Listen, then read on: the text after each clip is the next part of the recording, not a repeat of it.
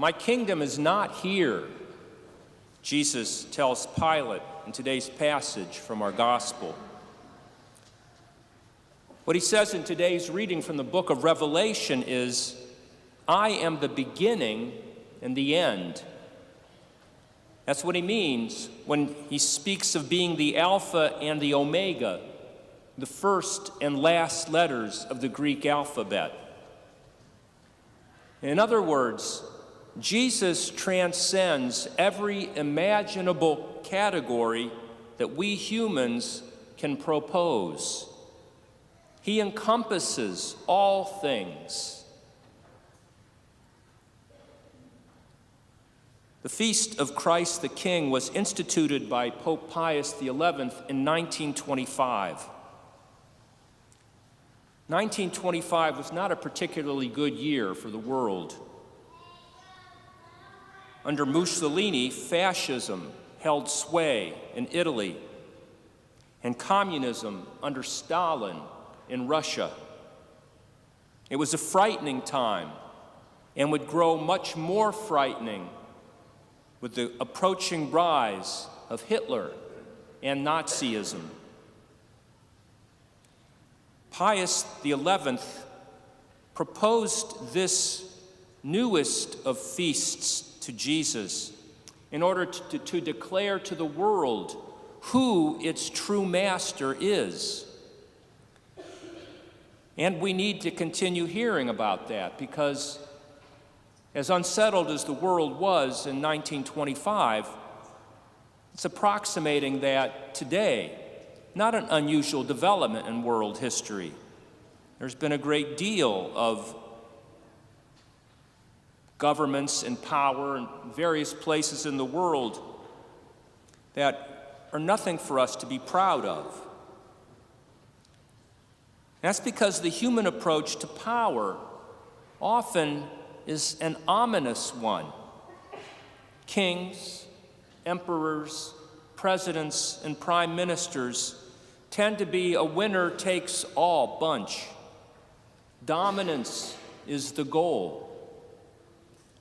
Jesus' practice of kingship, however, plays out very differently. That's hardly surprising when we recall the words from Mark's gospel that we heard about a month ago. "Whoever wishes to be first among you will be the last of all, the slave of all." Not words we're likely to hear from any earthly ruler. In this nation of ours, founded on the principle of freedom, perhaps we citizens should be especially moved by the example of the servant leadership of him who, by shedding his own blood, accomplished freedom from their sins for all. A kingdom of truth and life, of holiness and grace, of justice, love, and peace. This is the portrait of King Jesus' reign that we will hear painted in today's preface to the Eucharistic prayer, which will come shortly.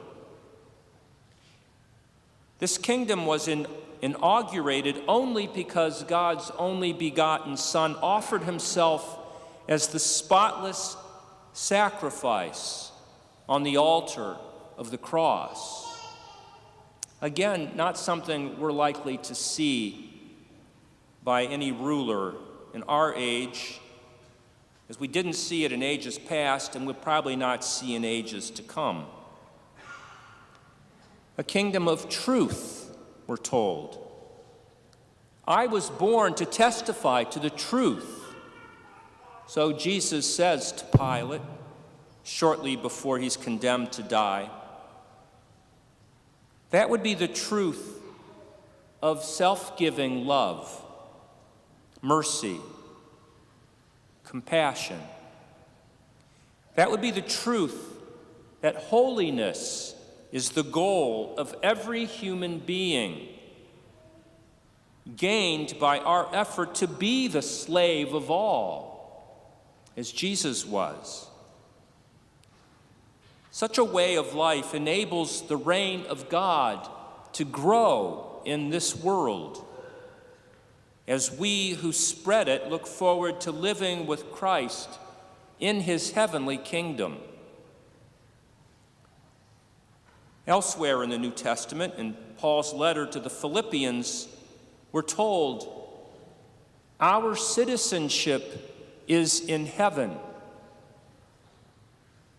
Brothers and sisters, let us not make the mistake of thinking that we are citizens of this world, because we're not.